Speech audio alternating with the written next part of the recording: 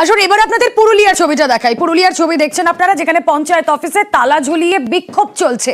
পুরুলিয়ার পঞ্চায়েত অফিসে তালা ঝুলিয়ে বিক্ষোভ এভাবেই। বাগমুন্ডি ব্লকের সিমরি গ্রাম পঞ্চায়েত, সেখানে তালা ঝুলিয়ে বিক্ষোভ। পুরুলিয়ায় পঞ্চায়েত অফিসে আটকে প্রধান সহ পঞ্চায়েত কর্মীরা। আবাস তালিকায় যোগ্যদের নাম বাদ দেওয়ার অভিযোগে এই বিক্ষোভ। যেদিন গাড়ি জাম করিয়েছিলি তা বললো যে আমরা লোক পাঠাবো, লোক পাঠাইলো নাকি, এই কারণে তালা লাগাই। আমরা যত জাম করি আমাদের কোনো দাম নাই, গরিব লোক বলি কোনো নাই। যে ছাদের উপর ছাদ দিচ্ছে তাকে ছাদ দিচ্ছে, আর আমাদের গরিব লোকের কিছু নাই। আমরা কাগজপত্র নিয়ে আসিছি, ও আসুক, আসিয়ে বলুক যে হ্যাঁ আমি এটা সই করছি, জমা করবো, তো আমরা খুলবো তালা। তাছাড়া তালা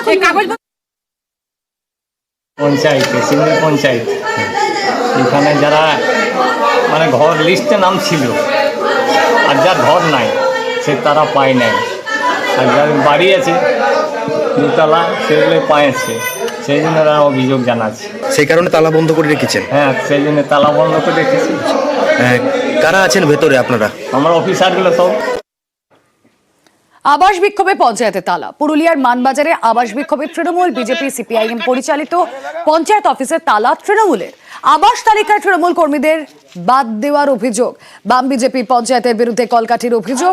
তৃণমূলের অভিযোগ খারিজ বিজেপি জেলা সভাপতি।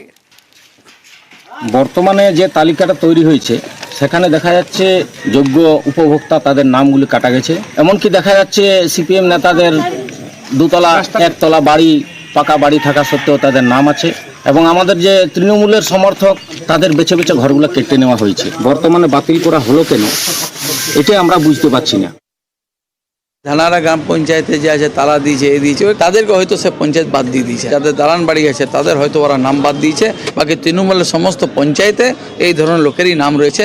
তার জন্য আমরা আগামী দিন আরও বাধা দিতে চলেছি।